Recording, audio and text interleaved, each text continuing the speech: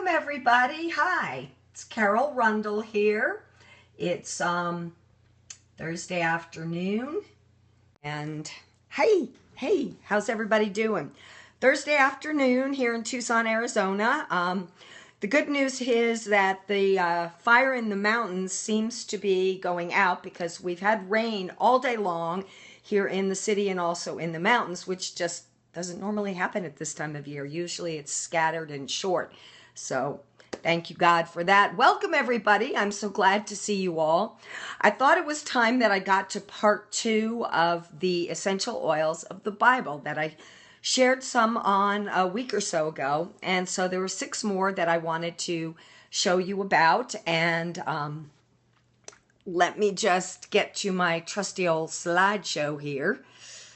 Let's see, where are we starting? We are starting with Spikenard. Spikenard's a very strange sounding oil, but here it is. It's also called nard, and it was commonly mixed with myrrh. You may remember the last time I said that myrrh is used as a fixing oil, both back in ancient times and also today, which means it's added to other oils to make the fragrance last longer.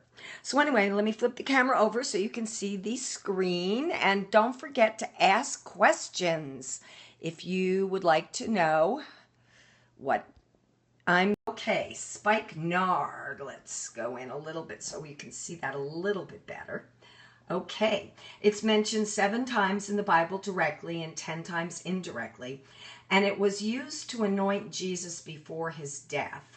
You may recall the story of the woman who anointed his feet with spikenard and myrrh and wiped it off with her hair. Well, the cost of the oil that would have been used in today's dollars would be about $2,000. So it was very, very costly indeed. Now, spikenard is used to promote healthy skin. It clears redness, flakiness, and itching. And it's useful for using for minor wounds and infections. And it can help with pressure in the head and also neck tension. Now, they call a hot oil, which means if you put it directly on your skin without diluting it, it can become irritating. If that ever happens to you, if any oil that you ever use, any essential oil, that you put it on and you feel an irritation on your skin, the best thing to do is to add a carrier oil, some sort of vegetable oil like a coconut oil, an olive oil, almond oil. Don't add water. Oil and water don't mix, and water will not help the situation. So just keep diluting it with a vegetable oil until the irritation goes away. So spikenard is a very, very, very strong fragrance. It almost has the fragrance of peat, like in peat moss or a peat bog. It's very, very intense. So when I use it, and I do use it on my body, I apply it to the soles of my feet. I get it as far away from my nose as I can. The interesting thing about essential oils is their benefit doesn't come from the fragrance of it. Their benefit comes from the constituents in the oil. So choosing an oil because of what it smells like to you is not the best way to go about it. You want to make sure that it's something that's going to be beneficial for your body. And if you don't care for the fragrance, like I said, put on the soles of your feet, put on some socks. It's not going to bother you that much. All right, let's look at the next one. Did anybody have any questions about spikenard at all? Nope. Okay. What is my slideshow doing here? Okay, there we go. I apologize. There we go. Next one is hyssop. And hyssop is an oil with a very long history in the Bible. It's mentioned 12 times directly, and it's mentioned multiple times in Exodus. In fact, let me switch you back. Hyssop was used during the very first Passover when the children of Israel were instructed by Moses to take a branch of hyssop and dip it in the blood of the Passover lamb and strike that hyssop branch covered with blood all over the doorposts and the lintel, and that this would cause the spirit of death to bypass them, to pass over them, and their firstborn would not die. Now, when you take a branch of a tree or a bush or a flower, whatever, and you strike it against something, it is going to release essential oils, because the essential oils are the lifeblood of the plant. It's like our life is in our blood. Well, the lifeblood of the plant is in the essential oil. So the ancient Hebrews also believed that hyssop was something that would drive away evil spirits. So it had a lot of significance to them that God would instruct them through Moses to use hyssop during the first Passover. All right, back to the slideshow. Got questions? Let me know. Hearts if you like what I'm saying. Invite your friends. We'll just have a good old time. Okay, hyssop promotes digestive health by helping to purge critters. It can promote a healthy weight, and it can clear the negativity out of a space. You can add several drops to a glass spray bottle to clear a room of heavy emotion. It promotes respiratory health, and it helps with concentration, creativity, meditation, alertness. It's stimulating and clearing of the mind, and it helps to energize the body and the mind. Hot oil, so you want to be sure to dilute it. And it's got a child safety cap, which I call a Carol-proof cap. Okay, got it off. Hyssop has a very nice fragrance. It's strong. It's not as strong as Spikenard, and it doesn't have that peat smell, like that farm smell that Spikenard has.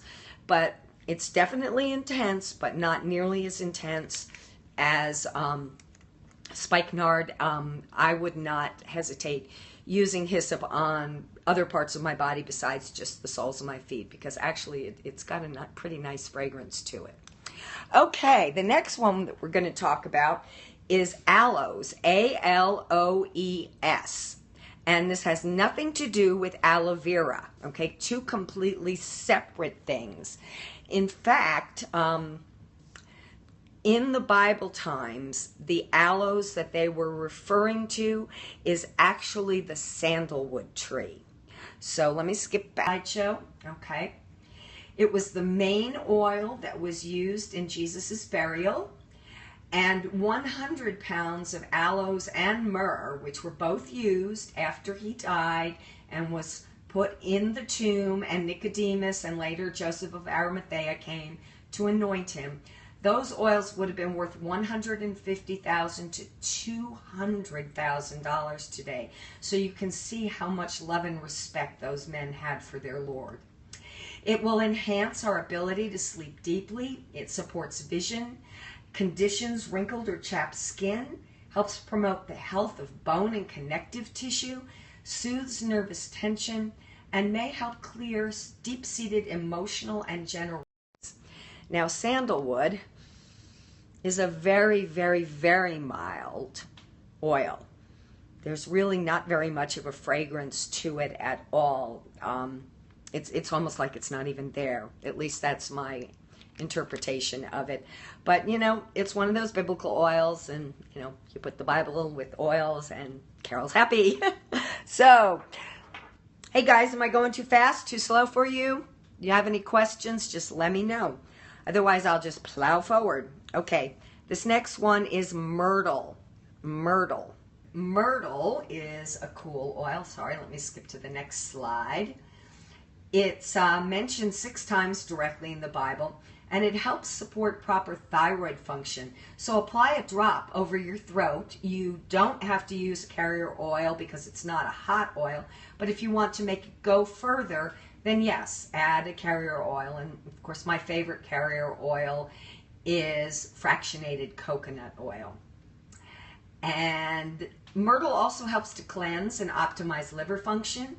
It soothes anger. You can put 1 drop in a teaspoon of honey and ingest it to support respiratory health. Or you can apply it on the toes and on each side of the nose to further help respiratory. And a cool little aside about the name Myrtle. You remember in the Old Testament, Queen Esther, who saved her people from being wiped out. Her Hebrew name was Hadassah, and it was changed to Esther when she married the king. But Hadassah means myrtle. Isn't that cool? I like those kind of stories. All right, next we've got cypress oil. Oil is mentioned 1 time directly and 4 times indirectly in the Bible. And in ancient times, cypress was used for purification and incense. It's frequently used to support the circulatory system, and it'll soothe minor cramps, so just apply it on whatever area is affected. It optimizes circulation by rubbing it on the location that needs more circulation. It helps maintain proper blood sugar levels. It's grounding and soothes emotional trauma. And cypress also helps oxygenate. Amazing to you, I know it is to me, that these oils can do so many things in so many systems of the body. It's just like God knew exactly what we needed, and he made it available for us. So it's cool. Now cypress, guess what cypress smells like?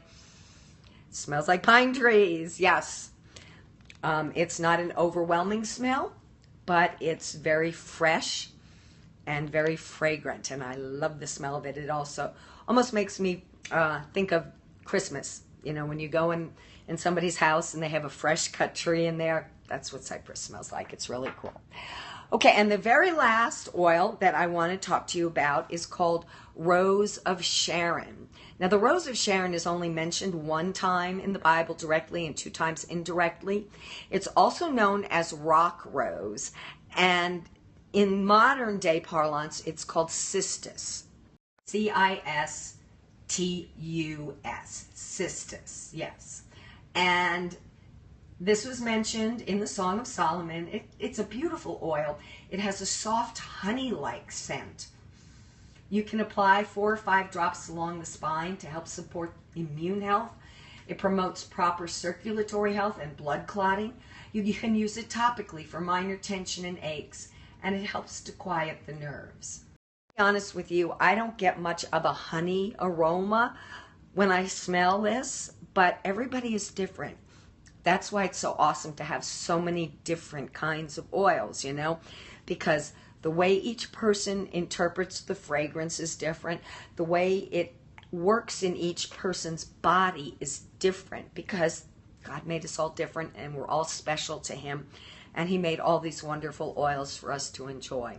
So I hope you like this little review of the final 6 of the Ancient Oils of the Scripture, which is a Young Living kit that you can order. If you have questions about that, let me know. I would be glad to help you with any questions you have about essential oils at all. They are my passion, because my desire is to help people live the healthy, prosperous life that God desires for us. So, say thank you for joining me. You can find me on Twitter at Carol Rundle. It's the same as my Periscope handle. Or you can find me online at www.carolrundle.com. Until we talk again, have a great day. God bless. Bye-bye.